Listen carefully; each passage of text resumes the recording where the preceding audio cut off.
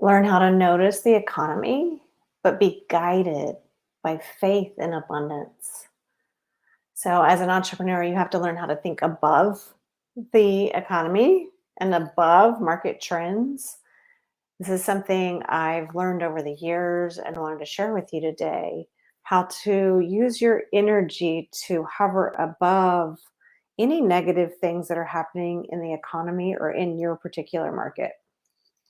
For the record, I'm not saying to avoid knowing what's going on in the economy or what's going on in your market, but I am saying something else. I am saying that you can be aware of what's going on in the market or in the economy without letting it be your North Star, if you will. So we're all guided by something every day that we're at work as entrepreneurs, right? And that's why we have to do the money mindset work because we want to make sure that we're being guided by the right thoughts, the right beliefs, the right emotions. So you can see something that's happening in the economy that's negative and have that awareness, but then pivot back to abundance for yourself. And so you can actually train your brain how to choose, actively, consciously choose a positive focus with actual money as well as emotional abundance. And they're both very important. So last week I did a money mindset training for realtors, and I heard some of the stories of what is happening in the Austin real estate market for my realtors, the people that are out there working in that industry. And I work with a lot of realtors. But to be honest, the market is looking different in Austin than it did last year for certain, and even different from what it was in the beginning of this year. And so, things change. Markets can drop, economies can contract. So, what I want you to consider is this: if there is an economic drop, how are you going to choose to be? What are you going to choose to be your North Star, the belief that's guiding you, the belief that's guiding your being, your energy, as well as your actions, right? And your actions come from that being, that inner guide who's leading the way. So you really have a choice over what you believe will happen. So why not choose a positive outcome? Yes, stuff happens. Yes, sometimes markets drop. Yes, sometimes the economy as a whole has that downturn, and none of us want that to happen. It's not exciting for entrepreneurs when that happens, although you can turn it into that now that I'm thinking about it, because like it's a challenge, right? Because you know what? There's always abundance for you. That's what I want to be your guiding North Star, right? There's always abundance for me, that belief. And part of your abundance comes from you seeing that there's still business available to you. There will always be people with money who are ready and willing to invest in themselves and their future, right? And so if you're a realtor, that goes for you. Yes, there's always people out there ready to do business. Um, so if it feels like things have dried up, where are you not looking? Where are you being afraid to look? Where are you contracting? Challenge yourself to be more bold and courageous. And you can kind of get on a high from that boldness and courageousness. I know when I was driving home from the training last week, I just felt I had this feeling of like, what else you got? Like that was, I like the challenge. The challenge is a really like facing the challenge and doing the challenge is a great feeling. So you could look at it in a positive way like that. And the same that's true for realtors is actually true for coaches too, right? There's always money flowing for us as coaches, in particular when things are feeling rough for people. And I'm remembering when COVID very first hit, I literally shut down for a month. I was so contracted. I was like freaking out. I was like, no one is going. I was thinking this, right? I was thinking, no one is going to pay for high end coaching right now. Like, what the heck am I going to do? But it turned out that my peeps needed coaching right then more than ever. Because guess what? They were contracting too, they were having fears too. What a great time for coaching. But I guarantee you, if I had not done the inner work to deal with the inner guides, the parts of me that were so afraid, as well as do the money work and pivot back into my own power and my faith and abundance, I wouldn't have been able to come out of that contraction. It could have created a downturn in my business for months or years. So you can always notice who is leading my thinking and my actions. Is it an inner guide who's afraid, or is it an inner guide who has faced the fear and now can have courage?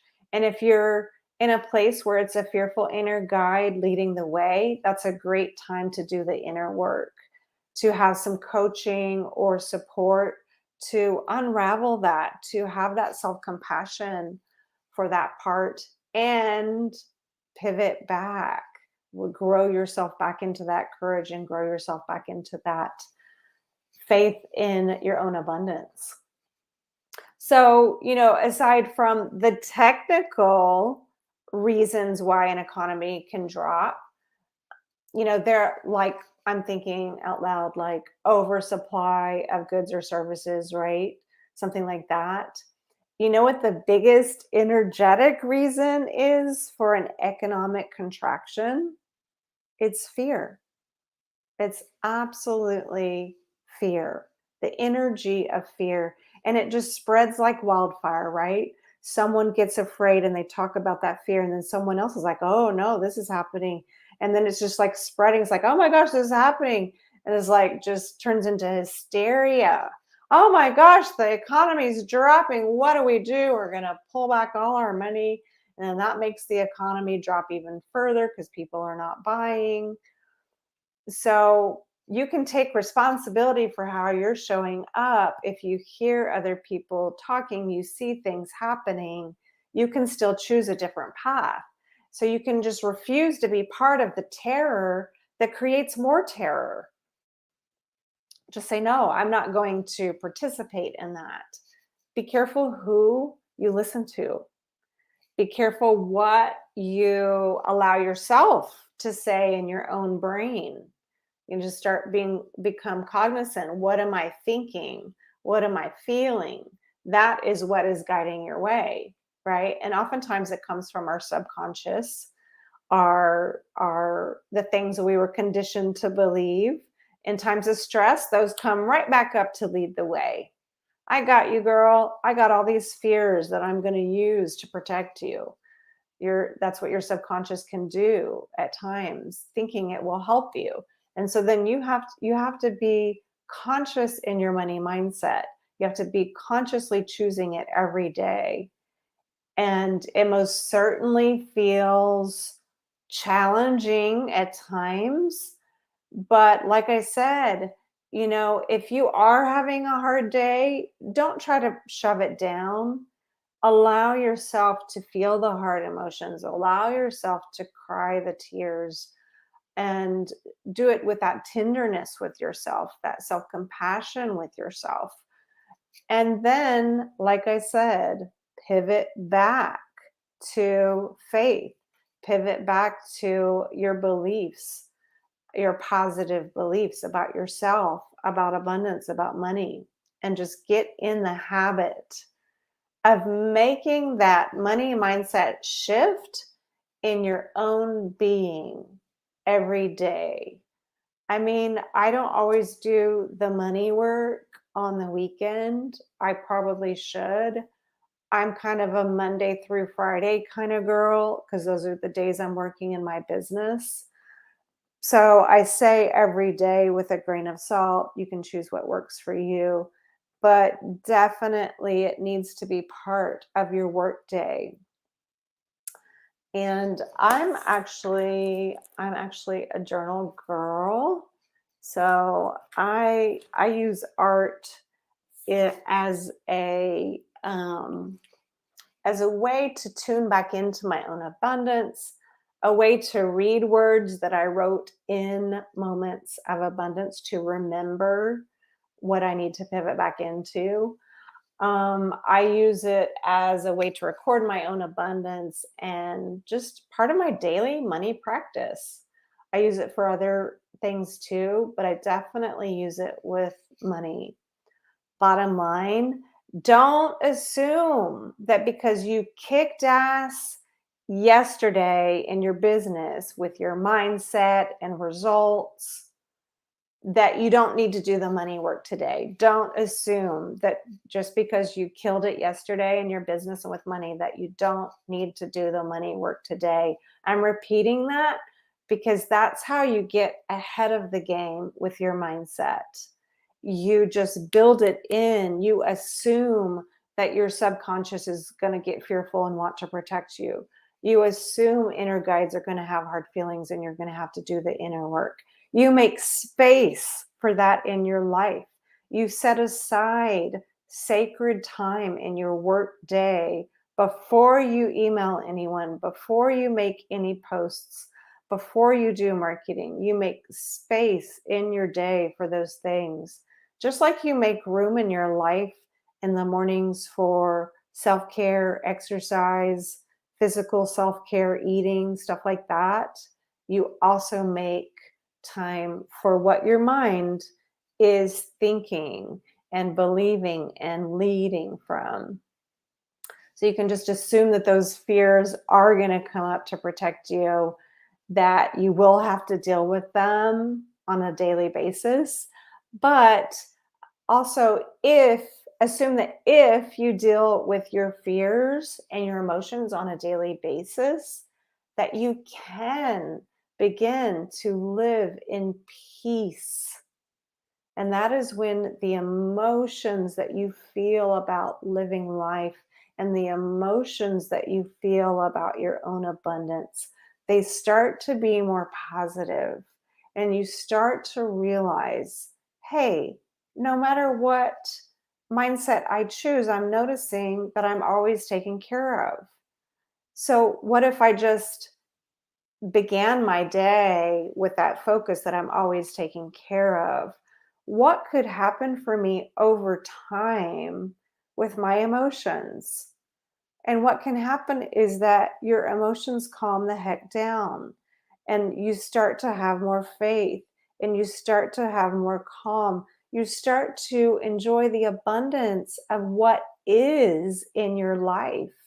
And I don't mean just money, although that's definitely part of it, having that gratitude for what money is providing in your life today. But also, that first layer allows you to open up to the amazing people that are in your life, the amazing exchanges that you're having with loved ones in your life, both clients and family members and friends and new peeps that you're getting to meet as well. It's a beautiful thing to be living today and to be able to make a positive impact on the people who are in our lives, right? And that's why we're building abundance, is so that we can share that abundance in many, many ways with our loved ones and beyond. So always keep that big why in mind too, of why you're doing this. So just remember that you can choose to thrive with money. And when you choose to thrive with money, this will always create so much abundance in your life of all kinds. I'm Heidi Carter. Thanks for watching and listening. And I look forward to hearing how really internalizing this faith will impact your life.